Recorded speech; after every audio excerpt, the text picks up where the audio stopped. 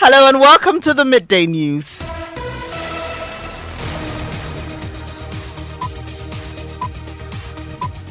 The news is live on Joy99.7 FM in Accra, in Kumasi on Love 99.5 FM, on Facebook live stream and over 30 affiliates across Ghana's 16 regions, including Ganga FM Drapa, KTU Radio Cape Coast, Klenam Radio Bato and Gaskia FM Techiman.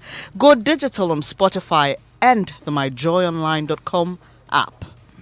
Coming up, utility consumers kick against proposed upward adjustment in electricity and water tariffs as they say their already stretched finances cannot accommodate any further hikes. Looking at the current situations we are having, it wouldn't be appropriate now. I don't like it. It should come down. Trotro is always increasing.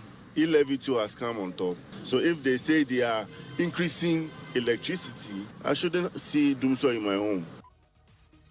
We have a full breakdown of what all the utility companies are demanding, plus an expert's view.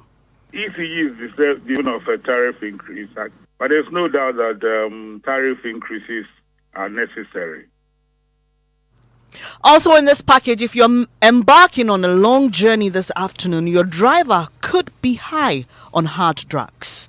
What we are looking at currently is going beyond the normal talking to them, advising them, individuals as drivers. Now we are going for the institution. That's a crude admission by the biggest transport union, the GPRTU. Could this be the reason for the high rate of accidents on our roads? Our current act mandates us to put in place standards for them to comply with those standards. Now, it is their responsibility to ensure that their drivers are well trained. We'll explore this further, and terrorists closer to Ghana more than ever as experts warn the country could come under attack anytime soon. But the last time the terrorists struck, they were about some few kilometers away from the border with Burkina Faso. But three strikes, one was about 17 kilometers away, the other was about 6, 7, and the latest one was, I think, very close, barely about 5 kilometers. And in sports, Sports Minister Mustafa Yusuf condemned hooliganism in Division 1 as he says it affects efforts to secure sponsorship. We have details in 20 minutes. And later, Yellow Krobo Senior High School in the Eastern Region qualifies for the first time ever to the National Science and Maths Quiz competition in style. No one expected us to win. No one at all expected. This is our first time and we are going for the nationals. I'm so excited. More as we go to the north, where Kapohin SHS has blocked St. Charles Minor Seminary from qualifying for the second year in a row. These and more here on the Midday News with me, Bernice, Abu-Baidoo, Lansah. Thanks for choosing us. Joy News, independent, fearless and credible.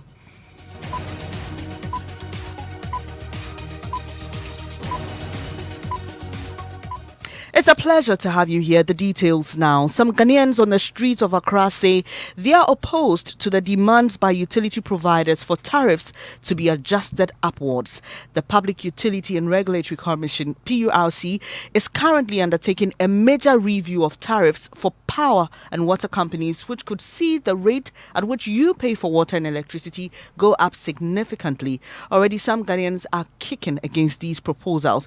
We'll hear from them shortly. First, here's head of our research desk, Raymond Aqua, with a breakdown of the demands by these providers. Now, we've heard some percentages for electricity and water, Raymond. We now have the proposals from all the companies. First off, what are they asking for? So VRA is asking for 37%, Gridco 37%, ECG 148%, Netco is also requesting 113%. Then, of course, we've been told about Ghana Water Company requesting 334% based on full cost recovery of both operational and capital expenditure. And so these justifications apply to all the companies you've mentioned? No. If we go through them now, for water and the water company, the first issue they raise is the inability of the company to raise enough revenue to finance their much needed capital investments, companies' inability to undertake urgent repairs, severe debt overhang of $1.04 billion, which is resulting from the refusal of ministry, department, and agencies to pay their water bills, and Ministry of Finance's continuous policy on paying for grants and loans. That's for Ghana Water Company. ECG, the main reason they are citing is the instability of macroeconomic and market-driven variables. These are exchange rate and inflation. They believe it has increased the cost of both imported and local materials required by ECG to service customers. The second point is skyrocketing investment and generation cost. Those are the two main reasons why ECG is demanding the 148. NECO has a list of them. High inflation. They also talk about uneconomic existing tariff, high proportion of residential customers, and also those on Lifeline. Increasing cost of vital materials and depreciation apparently obviously runs through most of these issues they are raising. VRA is having about 4 of them. They want to recover the cost of power supply and also to recover cost of transmission losses, to also recover net cost of inadvertent power imports, and lastly, the cost of ancillary services to the National Interconnected Transmission System. These are the main reasons VRA is requesting the 37%. For Greco, it's 2 main ones. Current transmission service tariff, it does not reflect the cost of its operational activities and the increasing cost of maintenance and financing projects. So these are the main reasons why Greco is asking for the 37%. Okay, Raymond, so quickly, where do we go from here? So there's a roadmap already in place, and the roadmap has started, which means consultations with various stakeholders. We've seen the Ministry of Finance engage with the PURC, Parliament Committee also engage PURC. Now, today is Tuesday. Today, we are having an engagement with development partners, USAID, World Bank, and all the other groups. Then tomorrow, the think tanks, including civil society organizations, academia, and the media, will have their turn tomorrow. The AGI will be the next on Thursday. Then there's the Greater Accra public hearing where the public can go and engage them. Will be on Friday on Friday. Then next week, Monday, they'll continue the Greater Accra public hearing. TUC will take its turn on Wednesday next week, and they'll get back to the Parliament's committee this is on mines and energy. The first one is on water and the other part. But on mines and energy, we are looking at next week, Friday. The other 2 groups are the Ministry of Energy, and the Central and Western Regional public hearings too will happen. Then the Eastern and Western Region public hearings will follow. Then the last thing they will do is go to the Northern sector and do the public hearings there too. Raymond Akwa is head of our research desk. Well, former chief executive of the VRA, Dr. Charles Rekubrobi, has been reacting to this. ECG is deserving of a tariff increase. I cannot say it's 148 or whatever it is, but it's usually a tactic. Ask for more and get something close to what you need. But there's no doubt that tariff increases are necessary because of the fact that the pricing of tariffs is supposed to follow the same automatic formula as we do with petrol. You know, the 15-day reviews. I think tariff was 3 months. But unfortunately, apart from the major tariff review of 2019, we haven't actually been doing the automatic adjustment. So the little drops that would have come every 2 or 3 months has now become a very mighty drop or increase in 3 years. It doesn't really make sense when fossil fuel prices have been going up a lot, and then we are able to increase fuel prices at the pumps. And then we think that natural gas, which is the major input into power generation, we think it doesn't go up. And so we adjust power tariffs to reflect that, plus all the other increases of exchange rates, etc., that goes into the. Apologies for the low quality in sound there. That was former chief executive of the VRA, Dr. Charles Rekubrobi. He spoke earlier on News Desk on the Joy News channel. Well, on the streets, we've been asking some of you what you make of the latest proposals to increase tariffs in utility. Some of you say you're not willing to pay. Yes, why? Looking at the current situations we are having, it wouldn't be appropriate now. Maybe when we have more factories operating, we have more employment, then we can think about that. If we don't have work, then how do we get money to pay? Trotro is always increasing. E-levy too has come on top, and things are getting harder. I know it's globally, but then looking at internally, the government should have also done something to help Ghanaians with, and we are not getting anything out of it. So if they say they are increasing electricity, I shouldn't see doomsday in my home. North Kaneshi should not see doomsday, so provided I'm still living there. So some of these things, Ghanaians, most of the time you want to talk, but to me. We pay more, and tariffs is going to cause an average Ghanaian to lose some kind of money, because an average Ghanaian earning a salary less than 2,000 Ghana cedis, 3,000 can't pay those. Even now, people are finding it very difficult to pay their light bills and water bills. What is going on right now? I don't know where we are going forward or we are coming back. So what is doing to me there? I don't like it. It should come down. So we had some views of Ghanaians speaking on the latest proposals to increase utility tariffs. Let's get onto the line now and speak to Executive Director of the Africa Center for Energy Policy, Ben Boakye. Thanks for your time this afternoon, sir. First off, this is shaping up to be a huge tussle between consumers and the utility companies. First, what's your reading on the proposals and the position of the consumers, as we've heard? Thank you very much. I think, first of all, we have to appreciate that this is a proposal. PRC will have to get into the proposals and examine what the utility providers are saying, and also, look at how feasible those proposals could be accommodated. So it's not as if tomorrow, the tariff will go up by how much these utilities are actually proposing. So the engagements will shape how much the tariff will go up. But what we see in reality is that the tariff will have to go up.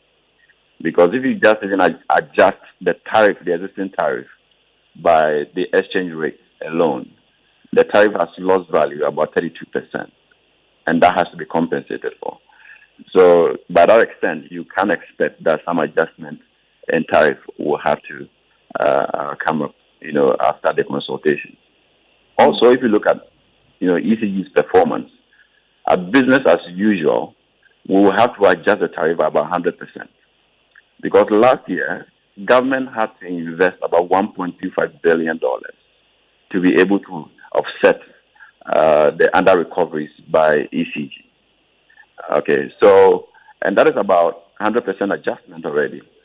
So we have to now look at how we can improve revenue collection and reduce the inefficiencies in ECG to be able to pass on some relief and also lessen the burden on the budget. So those are the things that we will want to find out tomorrow when we have the opportunity to meet PRC and the utility providers to interrogate the numbers, to see what effort they are also making from their end to improve efficiency so that we don't have to increase the tariff to the extent that the burden on the consumer will make it difficult for people to survive in this difficult economic context. So if I get you, there definitely will be an increase in the tariffs, but not at the percentage that these companies are quoting. Is that it?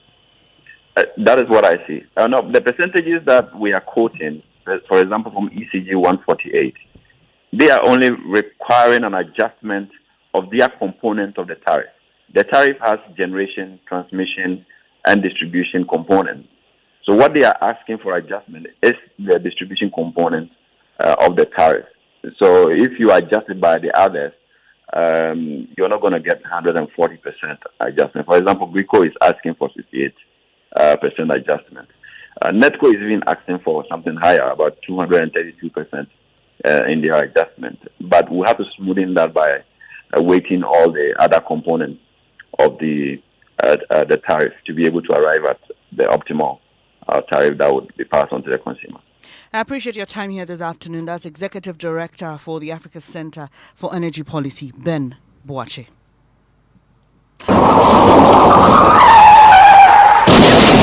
Safe driving saves lives. Drive safe. Now to our Drive Safe campaign this afternoon. There's growing concern that the country's roads are getting more and more unsafe. It follows admission by the biggest transport union that many of its drivers get high on hard drugs before they take you on a journey. General Secretary of the Ghana Private Road Transport Union, Godfred Abu-Baidoo, has been speaking to Joy News about this.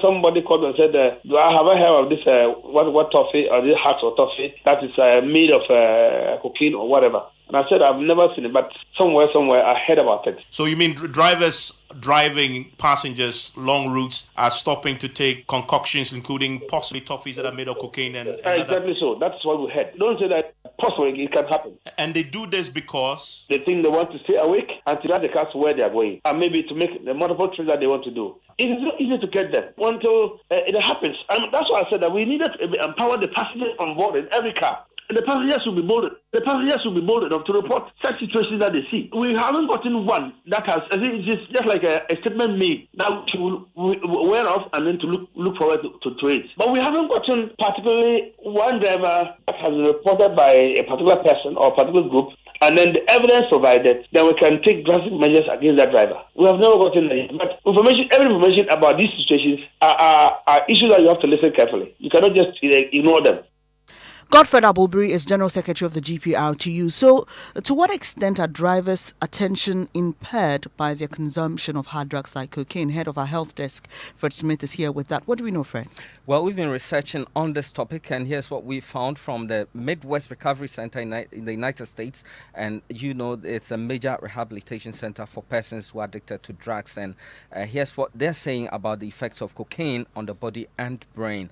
It says that each time cocaine is used, it causes a rapid spike in energy levels, heart rate, blood pressure, breathing, body temperature, and often anxiety. Users may also experience tremors, nausea, dilated pupils, and restlessness. Many users believe that cocaine increases their mental clarity, helping them to perform both physical and mental tasks more quickly. According to the National Institute of Drug Abuse, they say that the short-term effects of cocaine can include extreme happiness and energy, mental alertness, hypersensitivity to sight, sound, and touch, irritability, decreased appetite, paranoia, that's extreme, and unreasonable distrust of others. Fred Smith is head of our health desk. Let's now speak to the Acting Director General of the National Road Safety Authority, David Osafo Adonting. Thanks for your time this afternoon. A very worrying admission by an executive of the GPRTU. I'm sure you're not surprised by this. Good afternoon. Of course not, because where I sit in the National Road Safety Authority, we take actions and intervene on road safety related problems based on research and information. In the past, we have done a couple of research work, and also across the continent and globally, we are aware that drivers in particular, especially those who operate commercial vehicle transport services, always take certain substances, according to them, to enhance their operations. In times when they are tired, they feel that they must continue to do the work, and if their strength naturally cannot do it, then they would have to go and resort to other, support or, from somewhere else. And they always look at alcohol, they look at drugs. In recent times, the National Road Safety Authority and the police came together, and then we increased our enforcement practices as regards the use of alcohol, driving under the influence of alcohol. And we were using alcometers to test the BAC, blood alcoholic content in the breath of drivers. And we found out that about 5.5% of drivers, commercial vehicle drivers in particular, are involved in these practices. Now, when we apprehended them and then started arresting them, most of them now had to change from real alcohol to something else. That to them, the machines that we use, the alcometers, exactly the question I wanted to follow up with. So we have breathalyzers which can detect alcohol. Do we have devices that can detect these hard drugs? I must say that there are certain drugs that you find the alcometers, the meters we have currently, the advanced ones that the National Road Safety Authority and the police acquired. To some extent, it can detect that what is in the content of a particular driver is not alcohol, but there is some substance in the system. But it would never tell if it is cocaine or it is snuff. So that is where we have a challenge for now. We are unable to tell unless we suspect a certain driving behavior which we find not normal, then perhaps we may have to pull him to the nearby medical post to do a blood test to indicate the kind of substance that we find in him. That is the best we are able to do for now. But how often can you do this, and how many of these devices do you have spread across the country? In fact, it is an area where we have not, to be honest, established ourselves to be doing, because it's a very difficult area to go and to enforce such a law. That is why we are able to enforce the alcohol law, but the substances, and currently the kind of substance they use, it's not the normal one that can be detected easily. For example, we understand they use some snuff. They make certain concoctions into their system. And it's becoming difficult to even identify and know the kind of concoctions when you even take them to a medical post to check from their blood system. So it's a big challenge. I must be honest that we're looking at. All right, and I'm happy. Mm-hmm. I'm happy that coming from our own General Secretary, who works with them every day, and they are all aware, honest, and enough to be telling us, that means that we can collaborate with them and find a way of addressing this particular problem, because it is really a worry for us. Okay, so quickly in wrapping up this conversation, let's talk about the way forward then, because people's lives are at risk every day on our roads. What's the way forward, sir? I think that as for the alcohol, we have devices to detect. Now we're looking at ways of detecting the other chemicals. We are considering working with the transport operators and then also bringing in the Ghana Medical Services or the Ministry of Health to partner with them, so that and even the universities to carry out some research work. BRRI, Building and Road Research Institute, they also have a research unit of CSIR, so that we can identify some of these common drugs or common substances that these drivers are using. And then we can work with the police and other institutions to devise a mechanism to address the problem. I think that it's a joint and collective responsibility, what we have started talking about for now. Grateful that you could join us this afternoon. That's Acting Director General of the National Road Safety Authority, David Osafo Adonting. You're listening to the Midday News here on Joy99.7 FM with me, Bernice, Abu-Baidoo, Lansah. Still to come, Yellow Krobo Senior High School in the Eastern Region qualifies for the first time ever to the National Science and Maths Quiz competition in style. No one expected us to win. No one at all expected. This is our first time and we are going for the nationals. I'm so excited. We'll be back with more. Do stay. In the Volta region, the news is live on Jubilee Radio Keta, Volta Premier Home, and Manuveva FM Aflao, Sun City Radio Keta, Lolonyo FM Hohoi, Kakali FM Ho, Fafa Radio Juja, Radio Pando, Klenam Radio Bato, Victory FM Aflao, and Swiss FM Ho. In the northern region, the news is on Bishara Radio Tamale, Radio Justice Tamale, Might FM Tamale, Ketawan FM Saboba, Jata FM Karaga, and Bewa Radio Yendi. In Savannah region, we're live on Nkiligi FM, Bole, Magic FM, and Bripe FM. In the Eastern region, the news is on KTU Radio Koforidia. Upper East region, we are on A1 Radio Bogatanga, Radio Fumbese, Dreams FM Bogatanga. In the Bono East region, we're on Gaskia FM in Techiman. In the Bono region, we're on Sky FM Sunyai. Central region, we're on ATL FM in Cape Coast. Upper West region, we're on Radio Freed Nandom, Radio Wa, Radio Somali Wa, Bolu FM Bulu, Laura FM Laura, Ganga FM in Jirapa. And in the Western region, we're on Radio Max Takrady.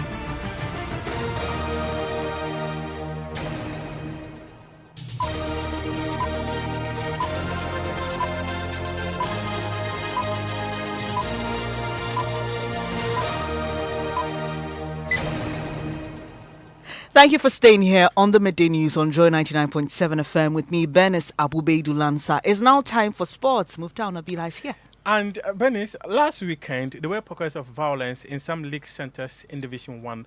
And the Minister of Youth and Sports, Mustafa Hussein, he was on a Semper FM Ekosise, and he's been condemning the incidents, saying that some of these things makes it very difficult for them to secure sponsorship for football in the country. What I'm not impressed about is the violence that is currently ongoing in our various league, especially just recently. And I want to use this platform to condemn what's happening in the Division 1 league. It's uncalled for. So I've asked the chief director to issue a statement to the GFA to ensure that all this league, we have to improve on security and make sure that they enhance security for every match that is ongoing, whether the Premier League, the Division 1, Division 2, or Division whatever. That is the Minister for Youth and Sports, Mustafa Yusuf. Thanks, Muftau Nabila, there with sports. To some other stories here on the Midday News, terrorists are closer to Ghana more than they've ever been. That's the warning from security analyst Dr. Vladimir Intridanso. His comments follow a report from the West Africa Center for Counter-Terrorism that indicates that terrorism is increasingly descending from the Sahel towards coastal states. But how close are these terrorists to us? Let's hear security analyst Dr. Vladimir Intridanso. Terrorism everywhere is dangerous, and the spread is also real. If you take the whole of Africa, 70% of all terrorist activities in Africa is in West Africa, and that's scary enough. They're concentrated in the Sahel zone. But if you look at the spread, it's spreading downwards, and it's clear why it's spreading downwards that way. And that's why we should also be very careful about our state and ensure that terrorism has no foothold in the country. So it's scary, real. From what you know and from intelligence that your outfit is picking, how close is this to us? Very close. But the last time the terrorists struck, they were about some few kilometers away from the border with Burkina Faso. But 3 strikes, one was about 17 kilometers away, the other was about 6, 7, and the latest one was, I think, very close, barely about 5 kilometers. And that shows that, we should be very careful. You heard there Dr. Vladimir Intridanso. He's a security analyst. While Interior Minister Ambrose Derry has indicated a tightening of the country's security borders to prevent any infiltration of terrorist groups. His Excellency the President, in view of the happenings in the neighboring countries, is working hard to make sure that we protect our borders to prevent terrorists from moving into our country. And that is why he started with Operation Conquest Fist, which is a combined security operation of army, police, immigration, and other intelligence agencies, collaborating with the countries like Cote d'Ivoire, Burkina, and Togo to make sure that we work to get together. We are fortifying the security, and I can assure each and every Ghanaian that Ghana is secure. You heard the Interior Minister Ambrose Derry. Now to the National Science and Maths Quiz. Yellow Krobo Senior High School has for the first time in its history qualified for the National Science and Maths Quiz. They did that in style after beating their opponents with a whopping 28-point gap on the first day of the Eastern Region qualifiers. Meanwhile, the Bree girls will be battling for a spot at the national competition later today as they face a stiff competition from Methodist Girls SHS Salvation Army SHS Kwewu, Tadi SHS, and Mem Chimfre SHS. Maxwell Agbagba has more from Koforia. Yellow Krobo Senior High School qualified for the first time for the national championship on day 1 of the Eastern Region qualifiers. It was an emphatic win. At the end of the contest, Yellow Krobo SHS had 61 points, Manya Krobo SHS 33 points, Achim Asafu SHS 21 points, Manguasi SHS 17 points, Kwabin Anglican SHS 13 points. Here are some of the overjoyed students. He's so overwhelmed that he can't express how joyful he's. So happy because no one expected us to win. No one at all expected. This is our first time and we are going for the nationals. I'm so excited.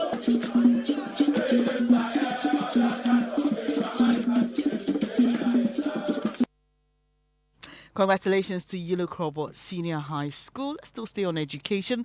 Tough opposition awaits one of Ghana's best robotics high schools, Methodist Girls, as they face competition from a Bree Girls and 3 other schools for a spot at this year's National Science and Maths Quiz. Despite winning the World RoboFest Championship in 2019 and the World Robotics and Coding Competition in 2021, McGee's does not have much to brag about locally, but they say Abu-Baidoo is no challenge for them. They've been speaking to my colleague Maxwell Agbagba.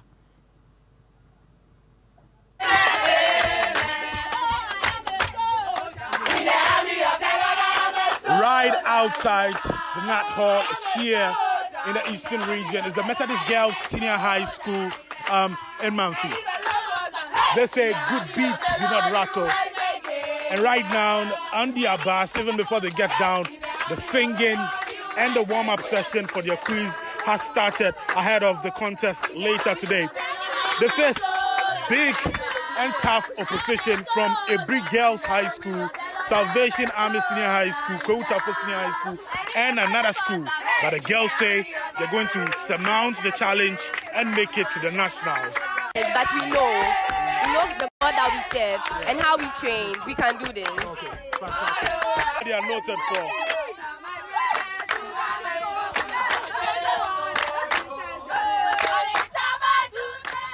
And in the northern region, Kapolhin SHS have proven to be the official nemesis of St. Charles Minor Seminary after successfully denying them a spot in the national competition for a second year in a row. Do stay with us as we bring you all the updates on the ongoing National Science and Maths Quiz. That'll be it for this edition of the Midday News here on Joy99.7 FM with me, Bernice, Abu-Baidoo, Lansah. Before I go our top story, utility consumers kick against proposed upward adjustment in electricity and water tariffs as they say they are already stretched finances cannot accommodate any further hikes. Do log on to my joyonline.com for more news. Thanks for your company. Live in Word with Pastor Mentor Table is up shortly. If home is where the heart is, then let's go home, shall we? Let's go where the entertainment is, where the passion is, where the laughter is,